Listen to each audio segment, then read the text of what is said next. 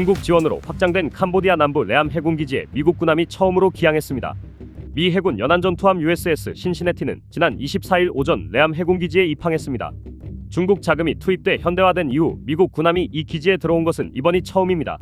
캄보디아 정부 관계자에 따르면 미군의 신시내티함은 오는 28일까지 레암 기지에 머물며 캄보디아 해군과 연합해상훈련을 실시할 예정입니다. 레암 기지는 지난해 4월 확장 공사를 완료한 뒤 외국 해군으로는 처음으로 일본 해상자위대 함정 2척이 방문했고 미국은 일본과 베트남에 이어 세 번째 기항국이 됐습니다. 미국 정부는 이 기지가 중국군 전용 시설로 고착되는 상황을 경계하며 캄보디아 측에 반복적으로 자국 군함의 기항을 요청해왔습니다. 이번 기항은 중국군의 기지 활용을 견제하고 기지가 개방적이고 투명하게 운영되고 있는지를 확인하려는 의도라는 해석입니다. 신시내티함의 앤드루 제이 레케임 함장은 장기적인 협력관계 구축을 기대한다고 밝혔습니다. 현장에서는 미국 군함과 이미 정박해 있던 중국 해군 군함 두 척이 약 150m 거리에서 마주하는 이례적인 장면도 연출됐습니다. 미중 양국 해군 전력이 동남아시아에서 극히 가까운 거리까지 접근한 모습이었습니다.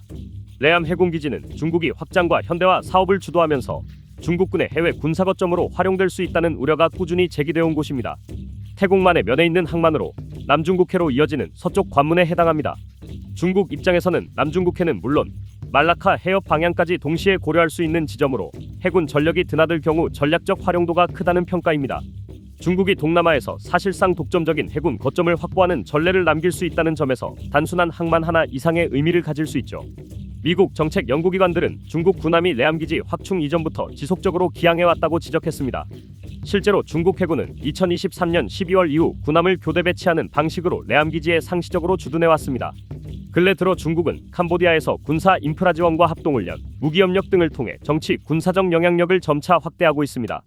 레암 해군기지를 둘러싼 논란은 2019년 월스트리트 저널이 캄보디아가 중국의 기지 사용권을 제공하는 비밀 합의를 맺었다고 보도하면서 국제적으로 확산됐었죠.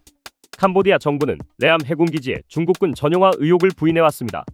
훈만의 총리는 레암 기지가 특정 국가에 독점적으로 제공되는 시설이 아니라고 강조하며 일본과 미국 군함의 기항을 허용했습니다. 이는 캄보디아가 외교적으로 중국과 미국 사이에서 균형을 유지하려는 행보로 풀이됩니다. 미국과 캄보디아는 과거 정례연합 군사훈련을 실시하며 군사 협력을 이어왔지만 2017년 이후 중국과의 협력이 강화되면서 관련 훈련과 교류가 중단된 상태였습니다. 지난해 캄보디아는 태국과의 국경 분쟁으로 군사적으로 불리한 상황에 놓였고 이후 미국이 휴전 중재에 나서면서 양국 관계가 다시 움직이기 시작했습니다. 훈만의 총리는 이를 계기로 트럼프 대통령을 노벨 평화상 후보로 추천하기도 했죠. 이후 양국은 2017년 이후 중단됐던 연합군사훈련을 재개하기로 합의했습니다.